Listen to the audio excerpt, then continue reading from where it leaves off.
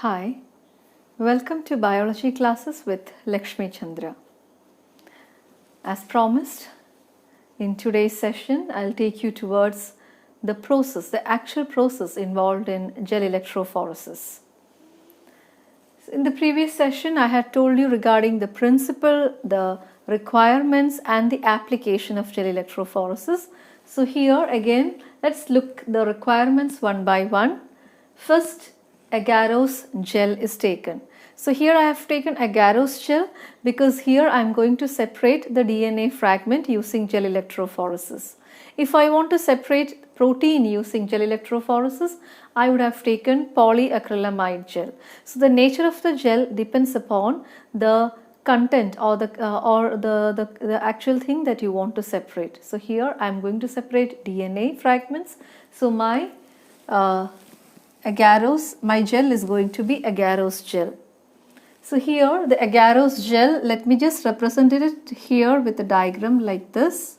Okay, I have taken a agarose gel piece here, and in this agarose gel piece I should actually put my DNA fragments or my DNA sample which I have to separate it out. Okay, so there is a place on the agarose gel where I load my DNA samples. Loading means I put my DNA sample for separation. So those regions where I put my DNA sample for separation will have a small depression like this. It will have a small depression like this. Okay, indentation like this or a depression. These depressions are called as wells. They are called as wells.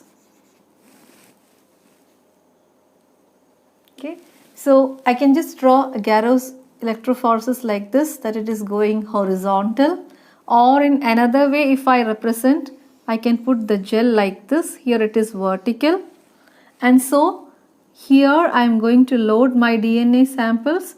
So here I will have small depressions, and I call these depressions as wells. Okay, small depressions. It is the area where I go and load, I put my DNA sample for separation. Now, as told in the previous video, the principle of DNA gel electrophoresis is separation based on their size, and this is happening under an electric field. So I have to give this gel, I have to provide this gel with an electric field. For that, I need an electrophoresis apparatus. Okay, now this gel, I am going to place it on an electrophoresis apparatus. Again here, this I am placing it in an electrophoresis apparatus. I can do it in both ways, that's why I have shown it here like this. So I have placed this in electrophoresis apparatus. Okay, so I hope you are following these two. So let me just take one example, and same is happening here also. Only thing is here movement will be horizontal, here movement will be vertical. So to bring in a more clarity, I think I'll explain to you with one process. So I have taken the gel and I have placed it in an electrophoresis apparatus. Okay, and then I have to, in this electrophoresis apparatus, I have to supply current, isn't it? So I need two terminals, one positive and one negative terminal. So where should I put the positive and where should I put the negative terminal? That is the question. That is very important also. So here again we have to go back to that principle. We know DNA is negatively charged, and so this negatively charged DNA will move towards the positive side. So here I told are the wells where I am going to load the DNA sample, and my DNA sample should move towards the positive side. So here should be my positive side. So here is my positive terminal, or I call this as the anode. And so what about here? Here I have the negative terminal and I call this as the cathode.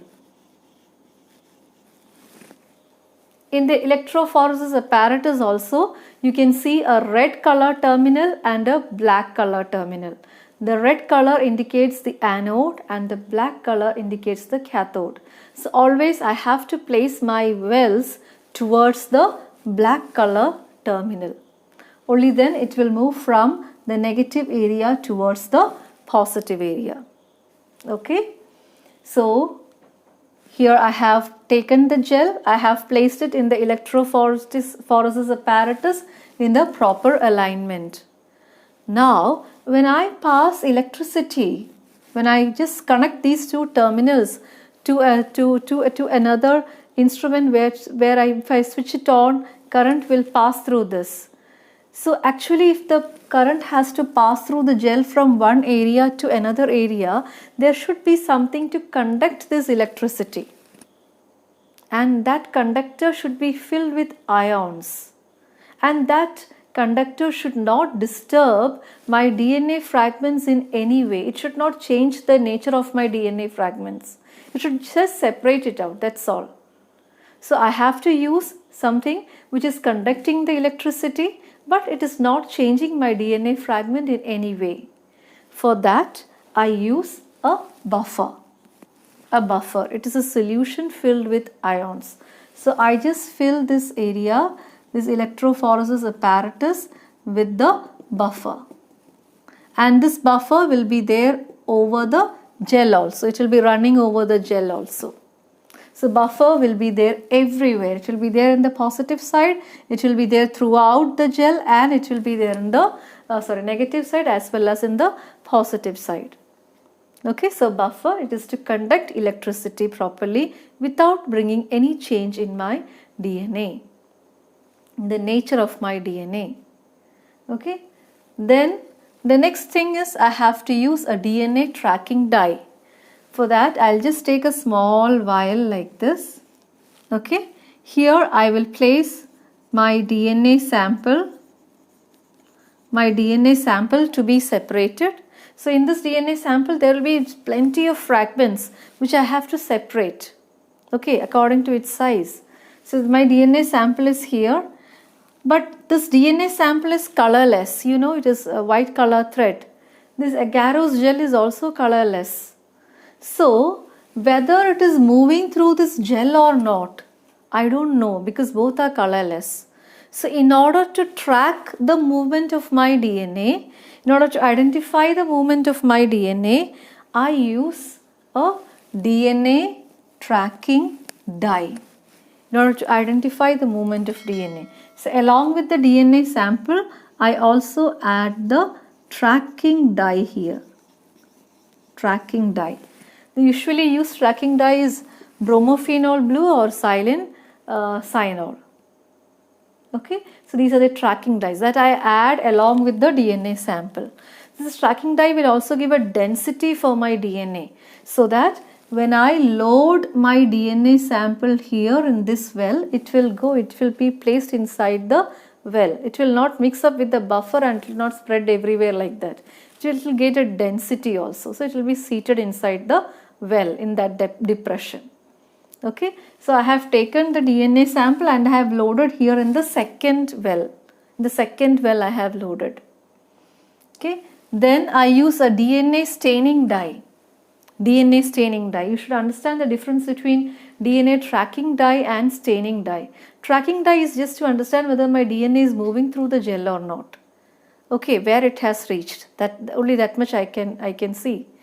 But in order to identify the DNA fragments separately, and in order to identify each DNA fragment where it is, okay, for that I have to use the staining dye, and that dye is actually ethidium bromide. But this ethidium bromide is a highly carcinogenic substance. It is an intercalating agent. Intercalating means, you know, DNA is having two strands. This ethidium bromide gets in between these two strands. So that is called as intercalating agent, and it is highly carcinogenic too. So nowadays, instead of ethidium bromide, cyber green is preferred as a DNA staining dye. And this ethidium bromide, once you cannot see it, you can see it only when this gel is exposed to say UV radiation. Okay, that I'll explain to you. So here this gel is taken, you have small wells over here, you have placed it in an electrophoresis apparatus, you have added buffer solution, okay, and then you have placed the DNA sample inside the wells. The DNA sample is also having a tracking dye. So along with the DNA sample, I have placed a tracking dye here. Here I have loaded another DNA sample. Here also I have used a tracking dye. Okay, and then when I switch on the electric current, the DNA samples start moving. So my tracking dye will be here, say somewhere here, this one. This tracking dye may be somewhere here. Like this, it is moving through this electric field. But in this one dye that I am seeing here as blue color here, or in this blue color here, this is actually not one DNA fragment. In this one blue color sample that I am seeing, the DNA is moving. It is not one DNA. There are 3, 4 or 5 DNA fragments will be here. Okay, so in order to identify each one of the DNA fragments here, I am using the DNA staining dye. And that DNA staining dye,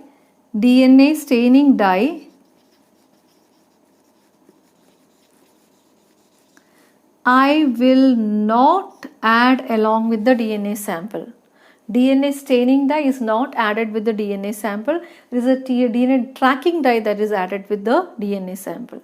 Now when do I add the DNA staining dye if not here? After I switch on the electric current, as I've told you, this dye is moving, so it is now here. After say 40 minutes it has come here, and this one is here. Okay, so and then say after again say 60 minutes it has reached here, and this one is here, like this. So I can see here that my blue color, my tracking dye has reached till here. Now I'll stop it. Now I'll stop the passage of electricity. Otherwise what will happen? My DNA will move inside the buffer. It will be of no use. So DNA tracking dye is just used to identify the moment where my DNA sample has reached. But it is never giving me an idea that whether the DNA, how many DNA fragments are here or not, that idea I am not getting. So I have framed a gel, agarose gel, I have made wells, okay, I have put it inside the electrophoresis apparatus, I have added buffer, and then I have loaded my DNA samples by adding tracking dye. I have passed electric current. Now I can see the track, I can see it moving, and before it ends here, almost at the end of the gel when it comes, I'll switch off the electric current. Okay, and then what do I do? I will take this particular gel and I will stain it in DNA staining dye. I'll take this gel and I'll put it in the DNA staining dye. So wherever DNA is there, this ethidium bromide will enter between the two strands of DNA, which is an intercalating agent. Wherever DNA is there, this ethidium bromide will enter into that. Okay, and suppose this is after staining and all, I am taking this gel, okay, out of this particular electrophoresis apparatus. I have taken it out away from the buffer and all, and now I am placing this on ethidium bromide, that is my DNA staining dye. I have placed it there. Then after placing it there, I cannot see the DNA actually. Now, after adding this ethidium bromide as the staining dye, I should expose the gel to UV radiation, ultraviolet radiation. When I expose this particular gel which is stained in ethidium bromide in ultraviolet radiation, all my DNA fragments, wherever my DNA fragment is there, it will start producing an orange color. I can see it as an orange color. It will start fluorescing there. Okay, so suppose I'm saying that, okay, I'm finding in this track, I can see here one orange color, here another orange color, this third, this fourth here, and here I'm seeing in these areas the orange color, like this I saw. That means in this well, in the first well that I have loaded, this is having 1, 2, 3, 4 DNA fragments. And these 4 DNA fragments got separated. That I can see only after I stain with ethidium bromide and I expose it to UV radiation. In the second one, this gel that I have loaded, I have just 3 DNA fragments and they got separated. How did they get separated out? It is based on the size. What is that? Smaller ones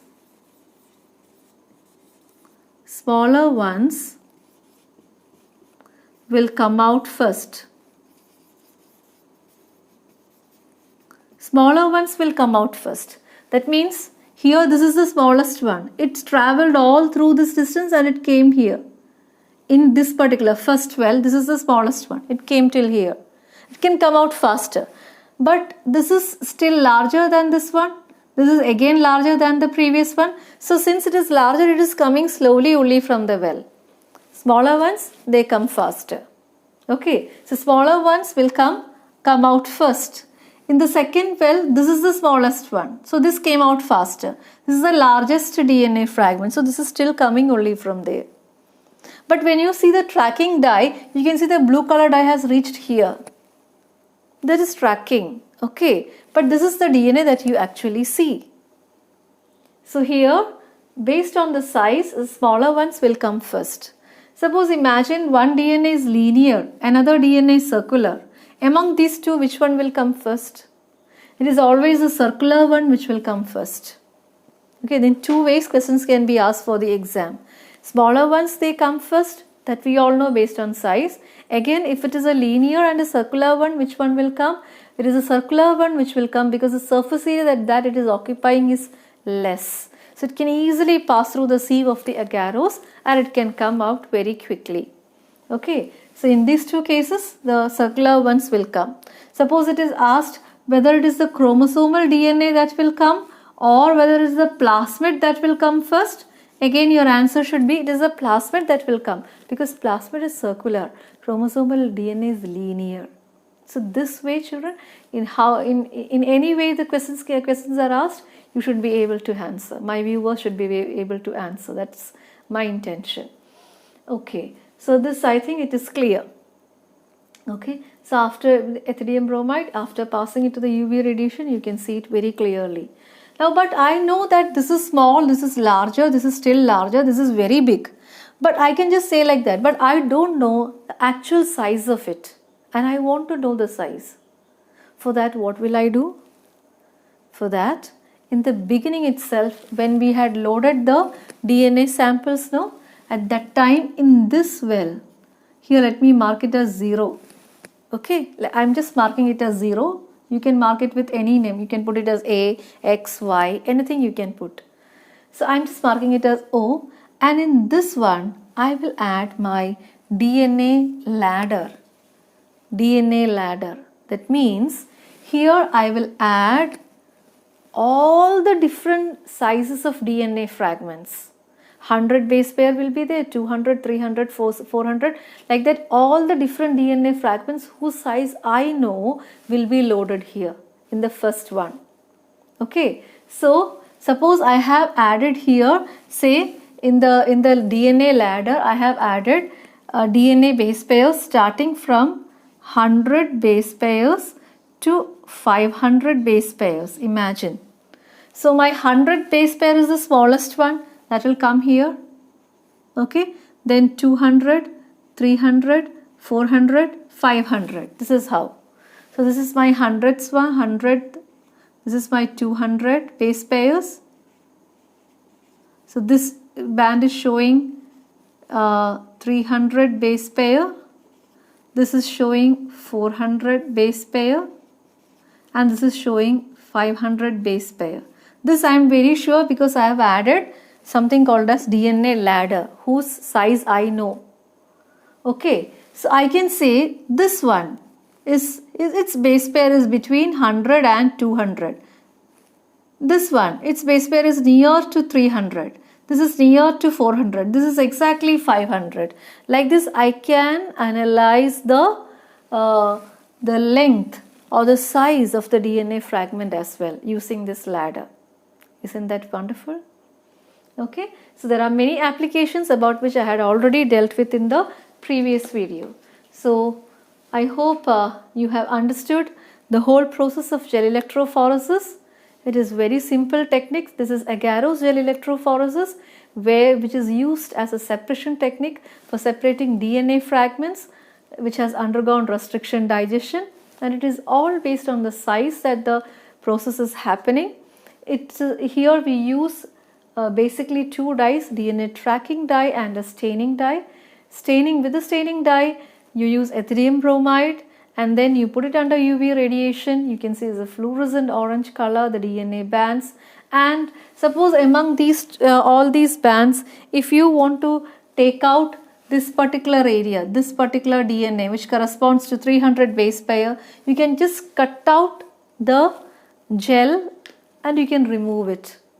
Cut it out and you can remove it, okay, and then you can separate the DNA from there. So that it's using buffers you can separate. So that process is called as elution. You are cutting out the DNA from the gel and you are taking it out using certain buffer solution, that is called as elution of DNA. So once you elute out your DNA, you can use it for the other cloning purposes as well.